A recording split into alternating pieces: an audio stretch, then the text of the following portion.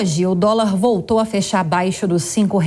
Para saber o que impactou esse resultado, por que houve esse resultado hoje no mercado financeiro, a gente conversa agora com o economista Hugo Garbi. Hugo, bem-vindo mais uma vez ao Jornal Jovem Pan. Boa noite a você. Boa noite, Lívia. Obrigado mais uma vez pelo convite. O que explica esse movimento do dólar hoje? Cada dia é uma notícia diferente em relação ao dólar, né? Olha, Lívia, nós tínhamos uma apreensão muito grande no mercado para essa semana, né, para aprovação aqui no Brasil do arcabouço fiscal, né? Então, o mercado ele não sabia como ia ser aprovado ou quais seriam as exceções para essa aprovação. Finalmente, o arcabouço foi aprovado pelo Congresso e tem algumas críticas, na verdade, né? No final do dia, existem ainda algumas críticas sobre a profundidade desse arcabouço fiscal, mas a boa notícia é que foi aprovado, então hoje nós temos aí alguma proteção fiscal. Isso acalmou um pouco os ânimos do mercado e fez com que o dólar baixasse um pouquinho, fechasse a semana com menos pressão. Eu até falei que cada dia, né, Hugo, a notícia em relação ao dólar nessa semana tem sido diferente, porque ontem, quando nós falamos sobre isso, a notícia realmente era contrária à de hoje. Houve uma subida do dólar nesta quinta-feira de 1,65%. E segundo analistas, isso teve tudo a ver com essas negociações nos Estados Unidos entre democratas e republicanos em relação ao teto da dívida americana, um assunto que tem dado muito o que falar. Houve algum avanço a respeito dessa discussão nesta sexta-feira? Sim, Lívia, houve um avanço importante, porque alguns analistas, eu inclusive, acredito que essa não é uma briga econômica, essa é uma briga política. O teto da dívida pública dos Estados Unidos, ele chega hoje em 30 trilhões de dólares, é um número assim, inimaginável economicamente, né? E esse teto, ele atingiu o seu ápice em janeiro.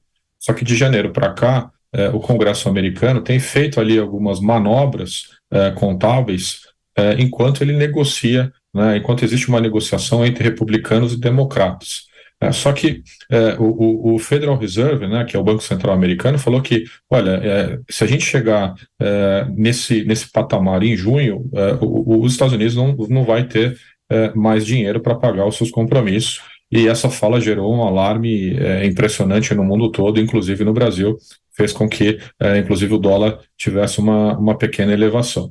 Mas a expectativa é que nesse final de semana, o Congresso lá nos Estados Unidos vai trabalhar durante o final de semana para tentar chegar num consenso.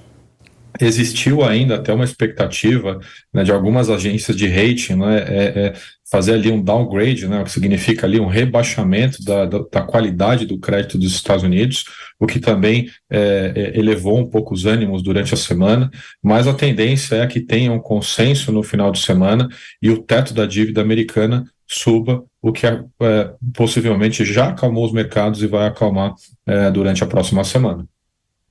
Você entrar ao vivo aqui com a gente, Hugo, nós falávamos justamente sobre a sabatina de Gabriel Galípolo, marcada no Senado já na próxima terça-feira.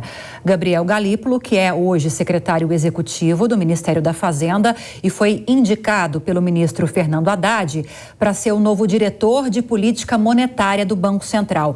Quais são as suas expectativas e também do mercado em geral, Hugo, em relação a essa sabatina e sobre o nome, especificamente o nome de Galípolo para compor essa diretoria do Banco Central, é um nome positivo?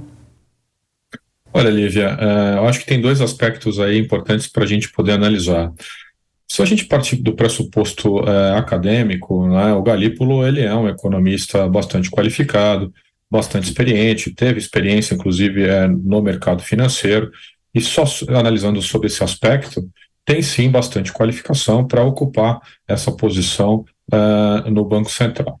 Por outro lado, a gente sabe, né, que ele é um aliado do governo e parte também do pressuposto, né, nessa linha de baixar as taxas de juros a qualquer preço no Brasil.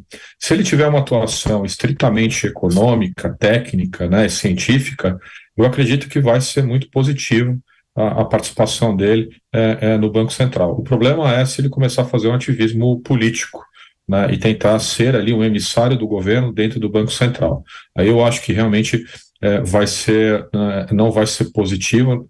A gente precisa hoje de elementos técnicos para continuar essa batalha que nós estamos tendo no Brasil nos últimos 2 anos contra a inflação. Não só no Brasil, né, no mundo todo continua essa batalha contra a inflação. Agora, a respeito disso, para a gente fechar rapidinho, Hugo, você falou sobre uma possibilidade de Galípolo atuar como ativismo em nome do governo dentro dessa diretoria, compondo essa diretoria do Banco Central. Me parece que são 8 diretores, mais o presidente, né, que toma as decisões, no caso, Exato. Roberto Campos Neto. Ainda que Galípolo tenha essa atitude, isso faria alguma diferença diante de um grupo assim tão diverso e tão grande?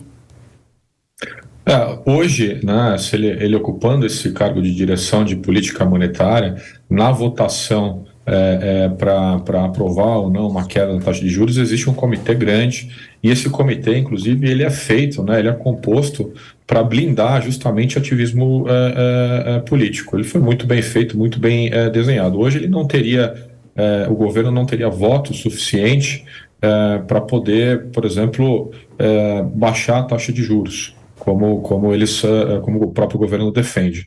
Então, o que ficaria muito na retórica, no ativismo político mesmo, na narrativa dentro do Banco Central, para poder compor ali alguma coalizão dentro do Banco Central e tentar atingir os objetivos do governo.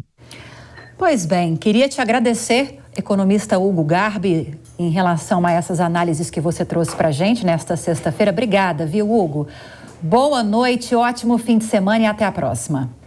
Eu que agradeço, um grande abraço, boa noite e bom final de semana. Muito obrigada.